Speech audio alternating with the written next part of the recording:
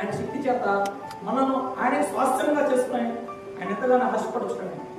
ఈనాడు Christmas ఆరాధనలో పాల్గొనబోతున్న మనము నిజంగా దేవుణ్ణి ఎరిగి ఆయన వైపు కనుక తిరిగినట్లయితే మన హృదయాన్ని మనం సరిచేసుకొని దేవుడి మనము వచ్చినట్లయితే దేవుడి యొక్క వాక్యం మనకు మాట్లాడుతున్నాము.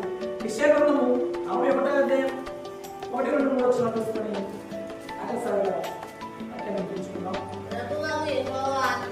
ప్రభువు యెహోవా ఆత్మ నా మీదకి వచ్చి ఉన్నది, వీరులకు సువార్తమానమును ప్రకటించినప్పుడు యెహోవా నన్ను అభిషేకించెను. నలిగిన హృదయము గల వారికి దృఢపరచుటకును, చెరలో ఉన్న వారికి విడుదల కలిగించుటకును,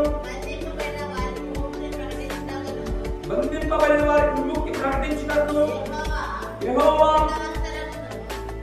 యుక్త వస్త్రమును మన దేవుని ప్రతిదండన దినమున ప్రకటించుటకును, దుఃఖాక్రాంతులందరినీ ఓదార్చుటకును, సియోనులో దుఃఖించు వారికి ఉల్లాస వస్త్రము ధరింపజేయుటకును, బూడిదకు ప్రతిగా పూదండను, దుఃఖములకు ప్రతిగా ఆనంద తైలమును, భారభరితమైన ఆత్మకు ప్రతిగా స్తుతి వస్త్రమును వారికి ఇచ్చుటకు ఆయన నన్ను వాక్యము ఈనాడు మనతో మాట్లాడుతున్నాం. ప్రియ దేవుని బిడ్డలారా, దేవుని సంగమా, మనము గమనించుకుందాం. మన హృదయాలు నలిగిపోయినాయా? మనము చెరలో ఉన్నామా? బంధింపబడుచున్నామా? బాధింపబడుచున్నామా? దేవుడు మనతో మాట్లాడుచున్నాడు. కానీ మనం ఏ విధంగా ఉన్నామంటే బూడిదకు దేవుడు మనకు ఆనంద కళ్యాణ్ ఇస్తే, ఆయన మనకు పూదండాన్ని ఇస్తే మనం ఆయనకి బూడిద చూపిస్తున్నాం. బాధపడిపోయిన హృదయం కలిగి మనము జీవిస్తే మనము మన పాపాన్ని ఆయనకి ఇస్తున్నాం. అవునా? దేవుడు ఈనాడు మనల్ని ప్రేమించి ఆయన కృప చొప్పున ఆయన మహిమాలోకంలోకి మనల్ని కూడా మహిమపరచుకోవాలని అందుకే వాక్యం ఉంది. దేవుడు మనకు మాట్లాడుతున్నాడు.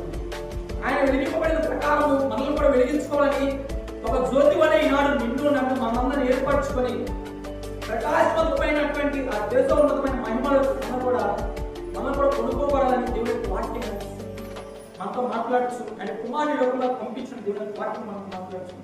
అందుకే కింద వచ్చిన కనుక మనం చూస్తున్నట్లయితే నీతి అను మస్తిక వృక్షములను యెహోవా నాటబడిన చెట్లను వారికి పేరు పెట్టబడిన దేవుడి యొక్క వాక్యం మనతో మాట్లాడుచు.